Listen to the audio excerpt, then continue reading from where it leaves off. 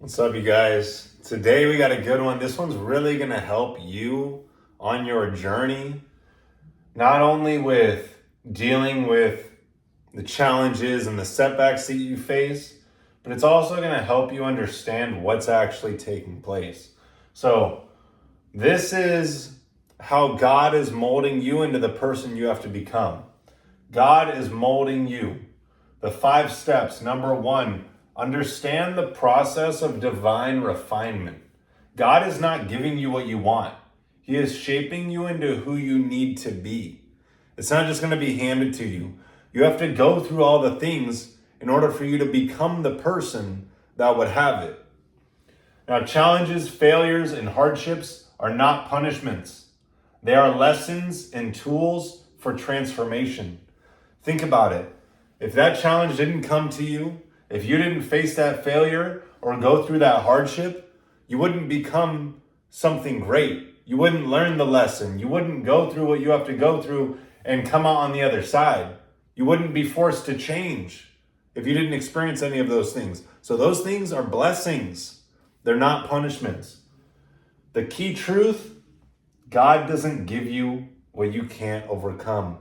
God doesn't give you something that you aren't ready for, that you can't handle. Understand that that's the exact next step for you.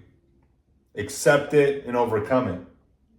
Number 2, pressure creates diamonds. Just like gold is purified through fire, you are refined through struggle, discipline, and sacrifice. Think about the internal traits that this is developing within you.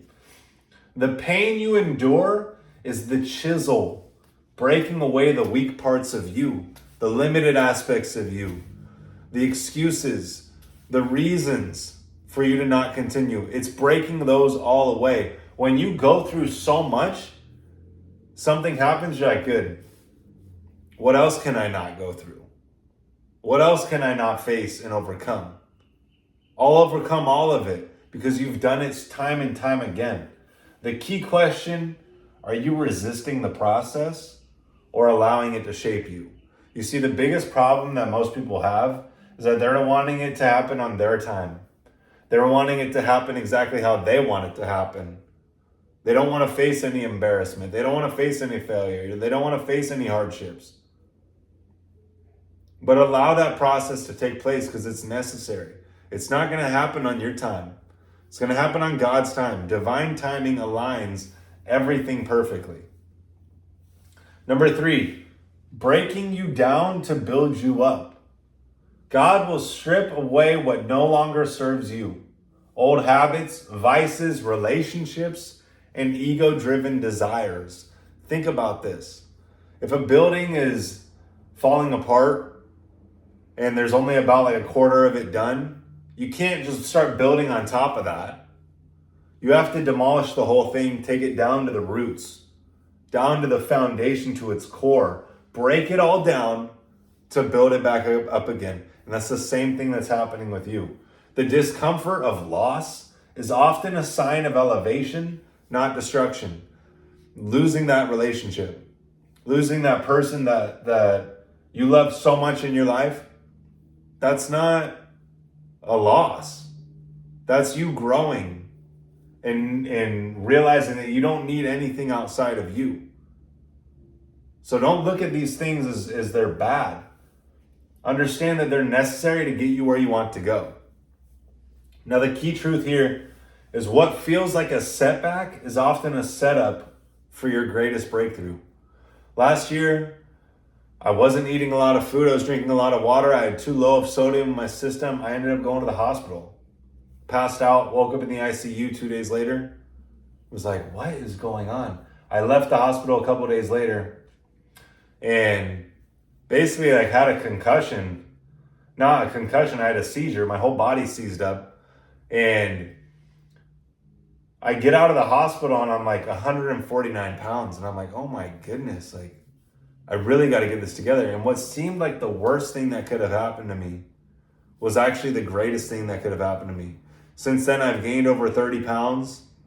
9 months later, completely changed my life, like my health, everything. I feel better than ever. Like the things that you think are going to break you are what makes you. Now, number 4, developing unshakable faith and strength. God doesn't remove obstacles. He gives you the strength to overcome them. Every test builds discipline, resilience, and wisdom. The foundation of true masculinity. You see, these are essential. You can't expect to be someone great without going through great things. You're going to have to overcome a lot of great things, a lot of great hardships, a lot of great challenges. They're going to be extremely tough. But I'm telling you, the depth of your struggle will determine the height of your success. Now, the key principle, a man without struggle is a man without strength. You're only going to develop that strength by putting that bar on your back and squatting down and getting back up again. You're only going to develop that strength through going through the challenges, through going through the adversities, through going through the hardships. That's the only way that you actually develop that strength. Now, number 5, walking in alignment with your higher self. When you fully surrender, you begin to trust the process, not control it. The man you are destined to be is already within you. God is simply uncovering him. You see, you're just becoming more and more aware that you already are this person. It's like the diamond. You're polishing it and it's being crafted and it's being molded into the beautiful diamond. It's the same thing with you. You're being molded into the diamond that you see yourself as, that you're holding to in your imagination. It's coming into this existence. You're becoming more and more aware of it. Now, the final truth, you never get what you want. You get what you are. You are becoming the person who would have it. You see, God is preparing the blessing for you. He's not. He's preparing you for the blessing. So understand that you are being and becoming this person. It's never about appearing and acquiring. It's always about being and becoming. So understand, like Seneca said, a gem cannot be polished without friction, nor a man perfected without trials. You have to go through those trials. You have to do what it takes to get to where you want to go. All the challenges, all the hardships, everything is setting you up for it. You just have to walk the path and you just have to go through it.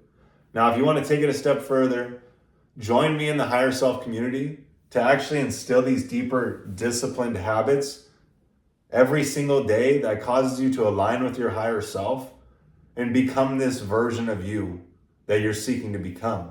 It's only done through the daily habits, and through the daily habits, this aligns you with your higher self, your conscience, the authentic voice of God, for you to actually tap into the thought necessary and understand what you're being called to do in order for you to create this person, in order for you to become this person. So click the link in the description if you want to join, but we'll see you in the next one.